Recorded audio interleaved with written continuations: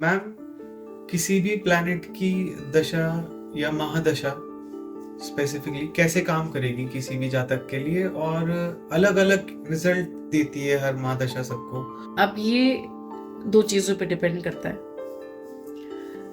आपने देखा होगा किसी किसी की राहु की दशा में आदमी एकदम आसमान छू रहा है, किसी किसी की राहु की दशा में वो एकदम जमीन में, बहुत स्ट्रगल हो रहा है। ठीक है, हमने इससे पहले जब डिस्कस किया था दशा के बारे में कि जब कोई ग्रह की दशा आ रही है तो वो डिफरेंट तरीके से काम कर रही है। आप देखो, आपकी कुंडली के अंदर, मतलब एक अब सर्च करते हैं कॉमनली कि राहु दशा कैसे जाएगी, सैटर्न दशा कैसे जाएगी, सबको सेम रिजल्ट नहीं होता है। प्लैनेट की फंक्शनैलिटी पे अगर हम बात करते हैं, उसका दशा का रिजल्ट देने का तरीका जो है वो तो सेम होगा। जैसे राहु है, सब कुछ सारे इवेंट सडन देगा, अनएक्सपेक्टेड होगा, अनप्रिडिक्टेबल होगा। राहु केतु की दशा में आप प्रिडिक्ट नहीं कर सकते, बहुत अनप्रिडिक्टेबल रिजल्ट्स होते हैं। वहीं पे सैटर्न की दशा के अंदर हार्ड वर्क होता है, लेकिन एक आदमी वो जो हार्ड वर्क नहीं करना जानता, एक आदमी वो जो कि बचपन से उसने मेहनत की है, उसके लिए तो इजी हो जाएगा। तो यहाँ पे क्या है, आपने सबसे पहले देखना है कि प्लैनेट की फंक्शनैलिटी आपकी कुंडली के अंदर, जैसे हमने षटबल के बारे में डिस्कस किया पहले, बल के बारे में, स्थान बल। अब षटबल में भी देयर आर डिफरेंट बलास, उन बल को इंक्लूड करने के बाद में वो कंसोलिडेटेड बल हमने निकाला कि कौन सा ज्यादा है कौन सा कम है।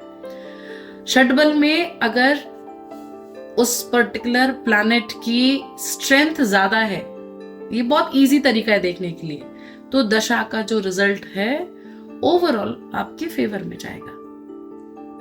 वहीं पे अगर वो कम है तो वो आपको उस दशा में काफी आप बहुत डाउनफॉल फेस करना पड़ेगा, मेहनत करनी पड़ेगी, इजी नहीं होगी। ये रहा एक पॉइंट। सेकंड, अब आपकी कुंडली के अंदर वो कहाँ की लॉर्डशिप लेके बैठा हुआ है, किस स्थान में बैठा है। ग्रह जिस स्थान में बैठता है उस स्थान में रिजल्ट देता है। किसी की 10th हाउस में बैठे हुए प्लैनेट की दशा आ रही है तो 10th हाउस आपका कर्म का क्षेत्र है, आपकी रिस्पॉन्सिबिलिटीज है, पावर है, पोजीशन है। तो आपका जो मेजर कर्मा है वो 10th हाउस के अंदर है। 10th हाउस में, अब ये तो हमने एक जो लोग ज्योतिष जानते हैं वो समझ पाएंगे कि हम किस चीज के बारे में बात कर रहे हैं, लेकिन जो ज्योतिष नहीं जानते हैं उनको कैसे समझ में आएगा कौन सी दशा चल रही है। ये लोग घर में कम रहेंगे, घर के बाहर ज्यादा रहेंगे। 4th हाउस ऑपोजिट है ना, चौथे घर की दशा आ रही है तो आदमी घर के अंदर ज्यादा टाइम स्पेंड कर रहा है, अपने मदरलैंड के पास में ज्यादा है। कंडीशन ये होनी चाहिए कि बेनिफिक प्लैनेट हो।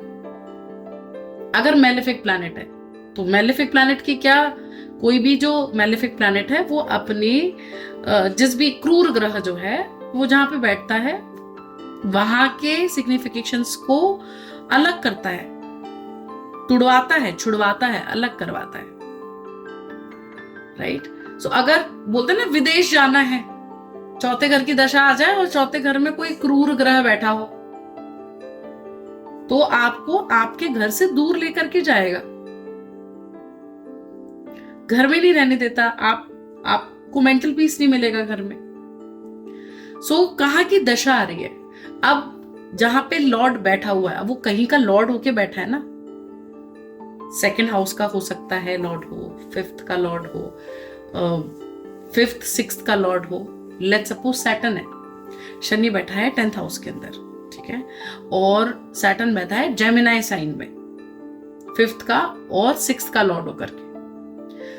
10वां घर जो है वो हमारा कर्म का क्षेत्र है और वहां साइन आ रहा है जेमिनाई। जेमिनाई किस चीज को लीड कर रहा है, स्किल्स को, कम्युनिकेशन को, नेटवर्किंग को। इसका जो कर्मा है ना वहां पे रहेगा कम्युनिकेशन स्किल्स के साथ में।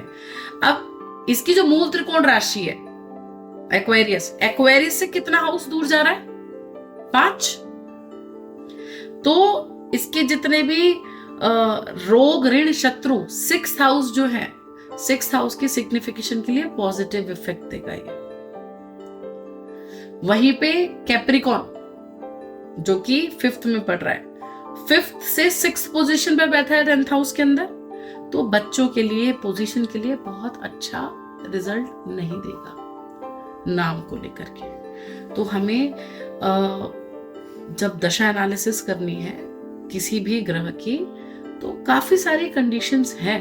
हम एक सिर्फ इस कंडीशन को देख के नहीं कह सकते कि वो क्रूर ग्रह है तो खराब जा रही है दशा या अच्छी जा रही है। उसमें भी पूरी ओवरऑल दशा खराब नहीं जाती है, अंतर दशा भी तो आ रही है। वो अंतर दशा अगर फेवरेबल है, आपके लग्न लॉर्ड से फ्रेंडली प्लैनेट है जो महादशा है, तो वो दशा ऑटोमेटिकली बेटर हो जाएगी, राइट। वो आपके त्रिकोण का स्वामी है तो वो दशा अच्छी हो जाएगी।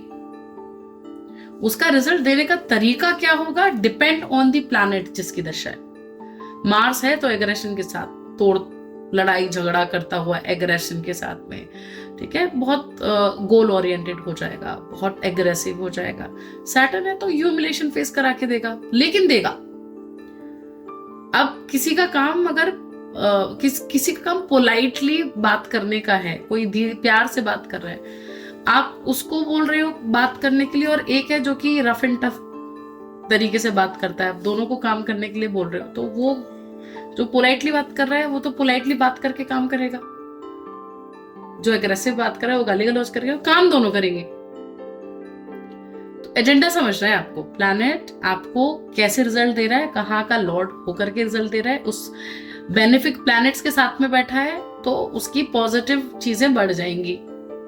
बेनिफिक प्लैनेट की एस्पेक्ट आ जाएगी तो पॉजिटिव चीजें बढ़ जाएंगी दशा के अंदर। तो कोई दशा एक कंडीशन में खराब नहीं होती है, वो चारों तरफ से खराब होती है। अष्टम की दशा आ जाए, उसमें भी कोई मैलेफिक प्लैनेट साथ में आ जाए, 2 क्रूर ग्रह उसे देख ले, उसकी बर्बादी होनी है उस दशा के अंदर। उसको समझ में नहीं आएगा कि उसके साथ में हो क्या रहा है। अब देखो अष्टम की दशा आती है, लोग एस्ट्रोलॉजी के अंदर भागते हैं।